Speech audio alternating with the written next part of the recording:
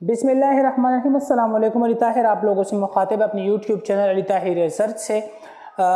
मैं आप लोगों का टाइम वेस्ट नहीं करता, लिहाजा डायरेक्टली मैं बायो क्लास 10 के गेस्ट पे आता हूं। और जिन बच्चों ने अभी तक स्टडी नहीं की है या जिन्होंने स्टडी की भी है, तो इंशाल्लाह ये दावे के साथ, क्लेम के साथ मैं आप लोगों को टोटल जो हमारे पास हैं वो 9 चैप्टर हैं। 1 2 3 4 5 6 7 8 और 9 चैप्टर हैं। और 9 चैप्टर में सिर्फ और सिर्फ आप लोग जो हैं 4 यूनिट कवर कर लें, और 4 यूनिट में भी जो टॉपिक्स आप लोगों को मैं बताऊंगा वो कवर कर लें, तो आप लोगों का सेक्शन बी और सेक्शन सी बमा एमसीक्यूज के हल हो सकता है। एमसीक्यूज के लिए आप लोगों ने यूनिट की लास्ट एक्सरसाइज को देखना होता है, वो आप लोगों को पता है, चैप्टर के अंदर से भी आ सकते हैं। बहरहाल यूनिट के एंड से जो है इसका ज़्यादातर चांसेस हैं बायो के। क्लास 10 के बायो की बात कर, और इंशाल्लाह ये 4 यूनिट आप याद कर ले, और अगर आपने सारी बायो याद कर ले तो इन 4 यूनिट पर ज़रा फोकस ज़्यादा दे दे तो इंशाल्लाह दूध का दूध और पानी का पानी हो जाएगा जब पेपर आपका आ जाएगा। एनी हाउ, ये तमाम बोर्ड्स के लिए है।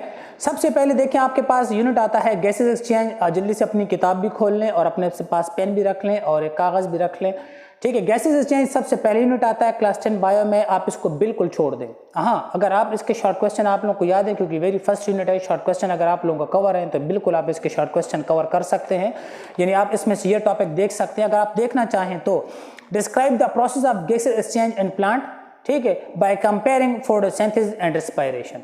इसमें फोटोसिंथेसिस और रेस्पिरेशन का एक शॉर्ट क्वेश्चन है, ये आप तैयार कर लें।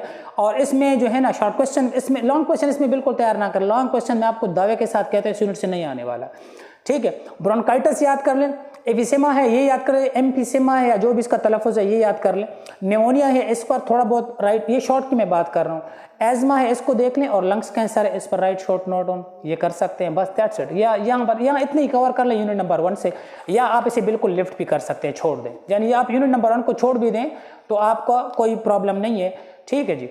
नेक्स्ट यूनिट पर आते हैं। जो नेक्स्ट यूनिट आपके पास है वो होम्योस्टेसिस का है। होम्योस्टेसिस यूनिट जो है वो इंपॉर्टेंट है, ठीक है। यहाँ से आपके 2 एमसीक्यूज आ सकते हैं, बल्कि आएंगे, आ सकते हैं नहीं बल्कि 2 एमसीक्यूज इसमें से आएंगे।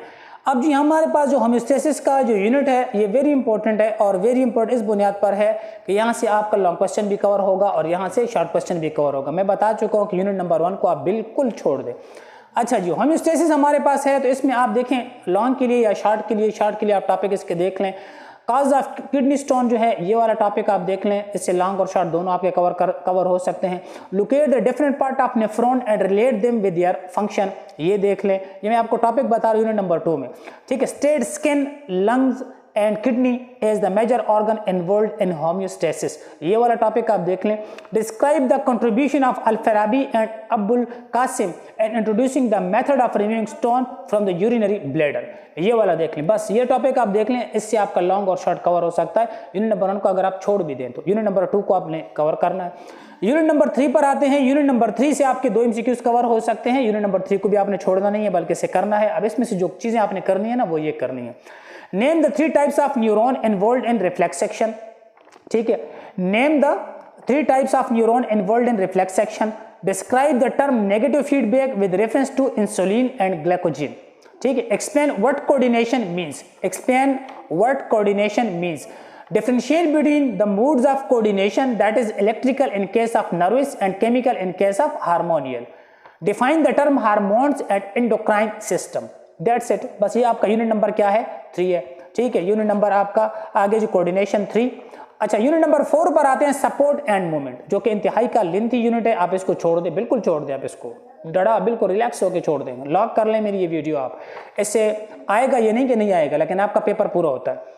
अब आते हैं जी यूनिट नंबर 5 पर, यानी रिप्रोडक्शन पर। अब रिप्रोडक्शन में आपने जो टॉपिक कवर करने में आपको देखिए, एक तो मैं आपसे ये भी कह रहा हूँ कि यूनिट छोड़ दें, और दूसरा जिन यूनिट आपने कवर करना उसमें आपको मैं ये भी बताता जा रहा हूँ साथ साथ कि आप लोगों ने कौन कौन से फिर उस टॉपिक कवर करने हैं। रिप्रोडक्शन आप जैसे कि कवर करना है तो फिर कौन कौन सा कवर करना है ये भी मैं साथ साथ बता रहा हूँ। बमुश्किल 25-30 सवाल टोटल बन जाएंगे, वरना आप काउंट कर लेना, खैर है। अच्छा जी, इससे जो है ना सवाल जो है जरा सा मुश्किल आएगा। रिप्रोडक्शन को जो सवाल है ये मुश्किल सवाल होगा। बहरहाल इसका आप टॉपिक देखना चाहते हैं तो देख लें। इसमें टॉपिक जो है वो distinguish between vegetative propagation and artificial propagation, ये एक टॉपिक है। Describe the structure of seed, ये टॉपिक है। अच्छा जी, पहला जो सवाल होगा ना, distinguish between vegetative propagation artificial propagation, ये मुश्किल सवाल होगा, ये ज़हन में रख लें। एक डिफिकल्ट सवाल, ये घुमा के आपको दे सकते हैं। जो दूसरा सवाल होगा एक्सरसाइज से आएगा, स्ट्रक्चर ऑफ सीड, ठीक है। Describe the structure of seed, ठीक है। तीसरा इसका टॉपिक, इसके लिए अगर आप देखना चाहते हैं तीसरा टॉपिक देखें, describe the condition necessary for germination of seed. ये भी एक आसान होगा, ये भी आपका यहाँ से कवर होता है। बस रिप्रोडक्शन में ये टॉपिक देख लें, किस्सा खत्म आपका। अब आते हैं जी यूनिट नंबर 6 पर, यानी इनहेरिटेंस पर, जो आपकी किताब में इसकी हेडिंग होगी यूनिट नंबर 15 इनहेरिटेंस। इनहेरिटेंस को भी आप छोड़ दें, इनहेरिटेंस को भी आप लिफ्ट कर दें। अच्छा जी, इनहेरिटेंस को भी आपने छोड़ दिया, अब आगे क्या करना है जी, हम आते हैं यूनिट नंबर 17 पे जो आपकी किताब में होगा, सॉरी यूनिट नंबर 16 पे जो आपकी किताब में 16 लिखा हुआ है, और हमारे पास यूनिट नंबर 7 आ रहा है मैन एंड इट्स एनवायरनमेंट। इसको भी छोड़ दें, बिल्कुल छोड़ दें, रिलैक्स होकर छोड़ दें। आगे आता है जी बायोटेक्नोलॉजी यूनिट, इसको भी आप लिफ्ट कर दें, बिल्कुल टच ही ना करें, छोड़ दें। हाँ, एमसीक्यूज के लिए अगर आप लास्ट में देखना चाहते हैं एमसीक्यूज, तो इसमें आप देख सकते हैं एमसीक्यूज सारे यूनिट के देखने चाहिए लास्ट की सर्च में। अब आती है जी हम फार्माकोलॉजी पर। फार्माकोलॉजी में जो आपने टॉपिक कवर करने हैं फार्माकोलॉजी में, तो वो ये टॉपिक कवर करने हैं। फार्माकोलॉजी में जो आपने करने हैं, analyst the various sources of drugs, that is mineral, animals, plants, synthetics, micro organism, ये देखने हैं। दूसरा जो टॉपिक आपने इसमें देखना है, identify the symptoms of addiction. Addiction के क्या क्या सिम्टम्स या अलामात हैं, ये आपने देखना है। और लास्ट जो आपने टॉपिक कवर करना है, define hallucinogen drugs that's alter ordinary mental and emotional process and related with marijuana. ठीक है, बस ये आपके टॉपिक्स हैं, और ये आपकी सारी की सारी बायो खत्म, दैट्स इट। इसमें से जो यूनिट आप लोगों ने कवर करने हैं वो भी मैंने आपको बता दिए हैं, और यूनिट आपने छोड़ने वो भी। आप देखें जी, टोटल आपके पास कितने यूनिट है? 9 में से मैंने आपसे कहा 4 यूनिट छोड़ दें, आई थिंक 5 छोड़े हमने, 5 यूनिट हमने छोड़े हैं टोटल। ठीक है, ये मैं गिन लेता हूँ वंस अगेन। टोटल हमने यूनिट छोड़े हैं इसमें, हमने 1 2 3, ठीक है, और ये 4 यूनिट हमने टोटल छोड़े हैं, और 5 यूनिट हमने कवर करने हैं। जो 5 यूनिट कवर करने हैं उसमें कौन कौन से टॉपिक देखने हैं ये भी मैंने आपको बता दिया है। बस ये टॉपिक को काउंट कर लें तो मेरे ख्याल में 15 से 20 सवाल बनते हैं जो आपका पेपर होगा क्लास 10 का बायो का। और इंशाल्लाह आप मुझे दुआओं में याद रखिएगा। अगर आपको याद है सारा कुछ तो आप सिर्फ इन टॉपिक्स को रिवाइज कर लें, आपका इसमें से पेपर 95% पेपर आपका हो सकता है।